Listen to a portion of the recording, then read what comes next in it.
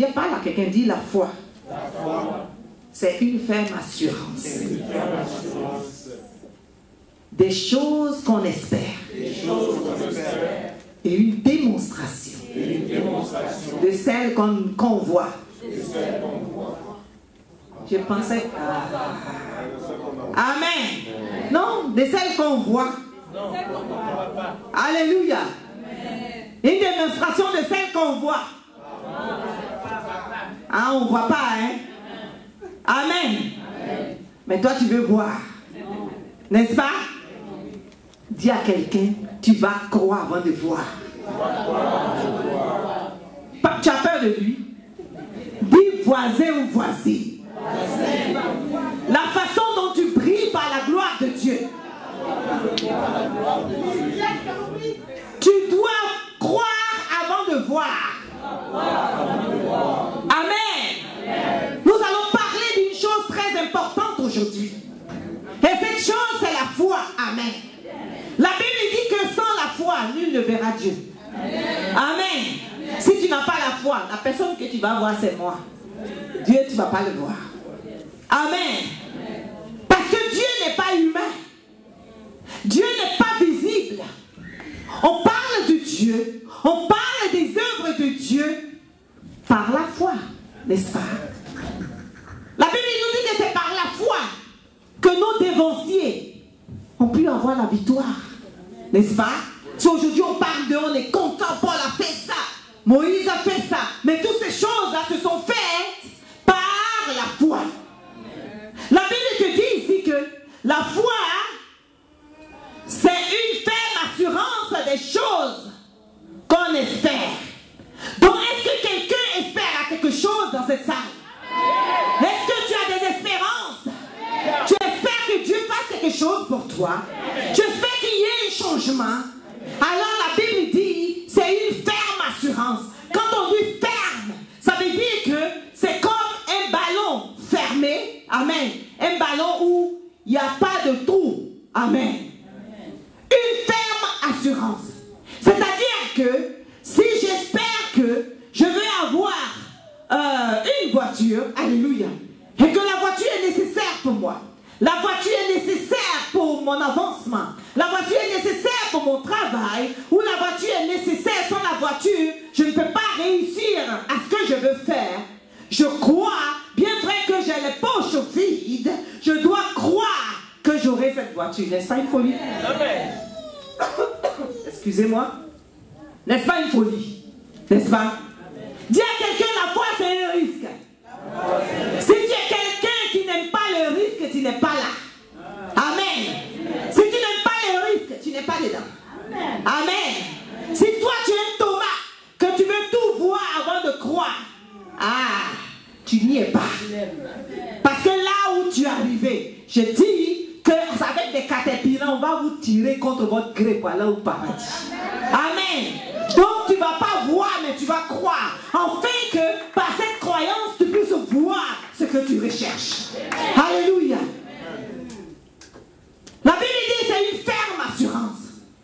Beaucoup d'entre nous ici font des assurances vie, n'est-ce pas? Ou on prend des assurances pour une voiture. Dis-moi pourquoi est-ce que tu prends l'assurance? La définition de l'assurance, c'est des cas, des situations incertaines. Si tu t'en vas pour que ta voiture est pourrie, et tu vas dire à l'assureur, assure cette voiture pourrie, il va te chasser. Parce que s'il sait que ça va se gâter, c'est déjà pourri, il ne va pas t'assurer. Amen. Alléluia. Donc, il sait que ça va arriver. Ça va arriver qu'un jour, ta voiture ait des problèmes. Mais il veut faire semblant, amen, qu'il n'aura pas de problème. Du moins, pour quelques années. Amen. Mais la foi que Dieu te dit que ta foi, c'est une assurance de ce que tu espères. Si tu espères en quelque chose et que tu as les poches trouées vides, la Bible dit, tu dois croire que cette chose tu l'auras. Pourquoi est-ce que la Bible dit ça? Parce que la Bible considère plus des choses invisibles. Dis à quelqu'un des choses invisibles. Si tu es dans Seigneur, alors, comme tu sais un Dieu invisible, et que tu reconnais ce Dieu par ses œuvres, par sa parole, alors la première des choses pour toi, c'est tout ce qui est invisible. Amen. Parce qu'il faut toucher cet être suprême, tu dois utiliser un fil électrique. Tu dois utiliser un téléphone qui n'a ni câble, un téléphone qui n'est pas fabriqué, un téléphone dans la mémoire pour pouvoir toucher cet être. Amen.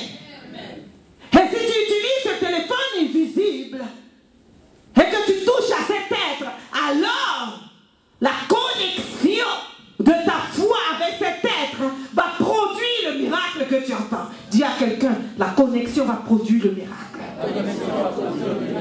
Alléluia. Il faut que cette chimie se fasse. Il faut que cette connexion se fasse. Mais si tu es quelqu'un de charnel, si tu es quelqu'un qui veut voir des choses, alors tu vas durer longtemps.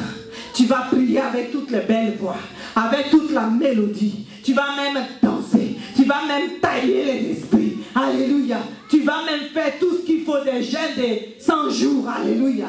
Tu n'auras pas. Parce que la foi attire le miracle. Dis à quelqu'un, la foi attire le miracle. Alléluia. C'est de l'invisible qu'apparaît le visible.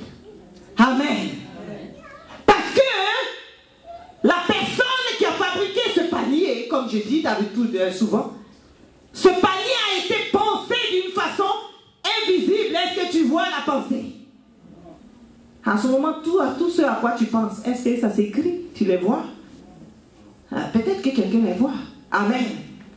La personne a pensé à un panier, à un objet qui va peut-être porter des choses, mais qui va être de cette façon. Qu'est-ce que la personne a fait? La personne ne s'est pas couchée dans sa maison pour dire, ok, moi je pense à une chose. Je ne connais même pas son nom, mais j'ai ce dessin dans ma tête. Mais je vais aller dormir. Je vais bien manger. Et je vais bien dormir. Et je vais dormir tous les jours. Et je vais être peut-être devant le fauteuil. Et je vais se laisser en train de grossir. Et puis le panier va apparaître. Il ne verra jamais ce panier. Amen. Est-ce qu'il va voir ce panier? Il ne verra jamais ce miracle. Amen. Amen. Bon, maintenant dis-moi. Pourquoi est-ce que toi, en tant qu'enfant de Dieu, tu veux un miracle et tu ne veux pas prendre les pas qu'il faut, tu ne veux pas faire ce qu'il faut, et tu veux être chez toi pour prier, ça devient un problème. Pour même croire qu'il ne s'achète pas, tu ne crois pas. Alléluia. C'est bizarre que je suis allée prier pour une dame. Je me suis déplacée à le pasteur, on va prier pour la dame. On prie pour elle, je lui dis, elle m'explique une situation. Et je lui explique, la situation c'est telle chose, c'est telle chose, c'est telle chose. Elle dit, je n'arrive pas à croire. Moi, je ne crois pas. Il dit, madame, tout ce que tu dis là, je vois ça, c'est bizarre. Mais moi là, je ne peux pas croire ce que tu dis là. C'est pas possible, moi je ne crois pas à ces choses-là. Elle dit, ma sœur, la chose là, tu vas porter comme par le panier. Et tu vas pleurer jusqu'à demain matin. Et comme tu ne crois pas à cette chose-là, et ça va te ronger. Et ne pense pas que parce que tu vas pleurer et te coucher, tu vas faire pitié, qu'on va te demander qu'est-ce que derrière, ça ne va pas. Et parce que les gens vont venir te consoler, que cette chose va changer. Si tu ne fais rien pour ça, ça ne va pas changer. Et ne pense pas que parce qu'on t'a fait du mal et que les gens doivent avoir pitié de toi, que ça va changer. Même avec toute la pitié du monde, ça ne va pas changer. Et avec toute la pitié, ne pense pas que quand je vais mourir, Dieu, il va dire parce que j'ai trop fait pitié. Et il va m'emmener au paradis. Dis à quelqu'un faux. Amen. Donc ma chère, je n'ai pas d'autre chose à te donner. Sous la neige, je me suis déplacée. Je suis venue te donner. Essaie d'abord de croire. Seulement, c'est tout ce que je suis venue te dire. Et vois si ça ne change pas. Mais ce Dieu est quand même au défi. Amen. Il est au défi. Dieu n'est jamais resté sans relever un défi. Mets Dieu au défi et voir. Mais comme tu ne crois pas, et je ne sais pas pourquoi tu voulais que je sois là, parce que moi c'est parce que je crois en lui que je suis là. Et je suis son envoyé. Et comme tu ne crois pas, alors madame, va bien te coucher. Pleure bien, bois surtout beaucoup d'eau. Comme ça, tu auras beaucoup de larmes. N'est-ce pas? Comme ça, quand tu vas boire beaucoup d'eau, tu vas avoir beaucoup de larmes. Et que tu vas commencer à avoir la tension. Amen. Et on va là à l'hôpital, on va dire prends les médicaments de tension et ça commence à te tuer un peu. Et au fur et à mesure. Et quand tu vas mourir encore, on va t'emmener en enfer. Tu aurais souffert 2 fois. Moi, je suis partie. Voilà mon téléphone. Amen. Mais si tu décides de chercher encore un peu, je vais revenir, appelle-moi. Jusqu'à aujourd'hui, la situation est comme photo. Tu sais, il y a des photos maintenant avec des peintures, choses là. Quand tu fais ça, tu colles c'est là. Comme photo. Amen. Alléluia.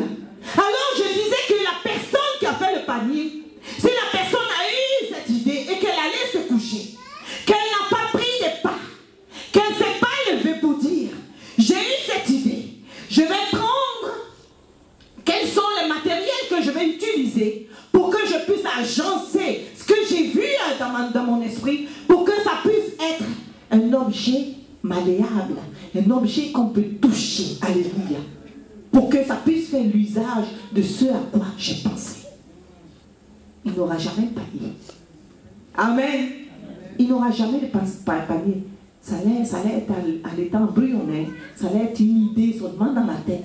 Et ils allaient mourir. Il allait mourir avec. C'est pour cela que beaucoup, avec ce qu'ils ont, comme potentiel que Dieu leur a donné, tu vas au cimetière, tous ces potentiels sont enterrés là. Alléluia. Parce qu'ils ne veulent même pas croire un peu. Mais ils se disent qu'ils sont chrétiens. La vie chrétienne, ça veut dire croire. Amen. Amen. Ça veut dire croire. Dans n'importe quelle situation, croire. Dans n'importe quelle situation, croire. Croire et croire. Alléluia. Il n'y a pas d'autre remède. Même si on vient prier pour toi, on demande à toutes les églises de Montréal de se mettre ensemble pour prier pour toi. Si tu n'as pas un brin de foi, tu n'auras pas ce miracle. Parce que c'est la foi qui attire le miracle. Et c'est cette foi que Dieu touche pour agir dans ta vie. Amen. Alléluia. Amen. La Bible dit que la foi sans les œuvres est une foi morte, n'est-ce pas? Dis à quelqu'un, si tu as la foi, je veux voir tes œuvres. Ce ne sont pas des œuvres qui sauvent, mais la foi qui découle des œuvres produit le miracle. Amen. Si tu penses que c'est parce que tu fais de bonnes actions que tu seras sauvé, que Dieu va avoir pitié pour toi, la Bible dit, Dieu a déposé à chacun d'entre nous une mesure de justice, n'est-ce pas? Même quelqu'un qui est un voleur, il vient de voler, il vient de tuer. Et cette personne, en courant dans sa course, cogne un petit enfant. Tu vas voir que l'instinct qui est en lui déjà, il va voir dans cet instinct de pouvoir essayer de relever cet enfant. Et même pour lui dire, calme-toi. Pourtant c'est un malfaiteur, il vient de tuer. Pourquoi est-ce qu'il a ce truc-là lui vient naturellement pour qu'il aide quelqu'un? Pourtant, il vient de t'en tuer un autre. Alléluia. Amen. Cette chose est dans l'homme. Naturellement. C'est pas parce que quelqu'un fait de bonnes actions que cette personne-là va au paradis. Amen. Les œuvres, c'est pas ça qui sauve. Les œuvres, c'est pas ça qui te connecte à Dieu. Tout ce qui te connecte à Dieu, c'est la foi suivie de ces œuvres.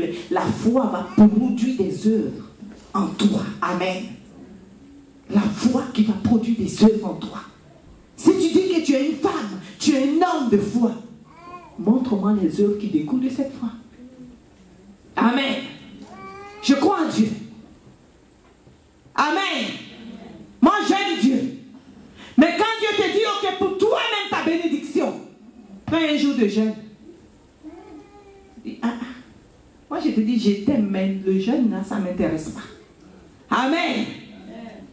Tu dis que tu aimes Dieu. Quand on dit, ok, tu as ton frère ou ta soeur qui est malade. Amen. Pourquoi est-ce que c'est ton frère et ta soeur dans le Seigneur? Est-ce qu'on vient du même ventre? Non, on ne vient pas du même ventre. Mais celui en qui nous avons cru fait que nous sommes des frères et sœurs. Et c'est cela la meilleure base spirituelle. Et à cause de cela, tu dois, ta foi en Jésus-Christ, les œuvres que cela produit, te t'amènent à pouvoir aller visiter ton frère et ta sœur, à pouvoir consoler ton frère et ta sœur, non pas à pouvoir rester là pour dire, ok, à voir la situation de ta sœur, et plutôt à l'envenimer, toi qui dis que tu as la foi. Amen.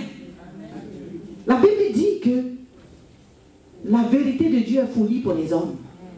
Si les gens ne te voient pas comme un fou, amen, on doit te voir, ah, celui-là où c'est là, il a cru. On doit avoir une différence, on doit te voir comme un fou. Mais si tu es toujours la même chose, amen, depuis le 1er janvier 1900 Kamtchaka, jusqu'à aujourd'hui, que tu es né de nouveau, on ne voit rien, on ne voit pas de changement. Tu es la même personne. Tu manges dans le même bar. Tu suis les mêmes amis qui t'entraînent dans des bêtises.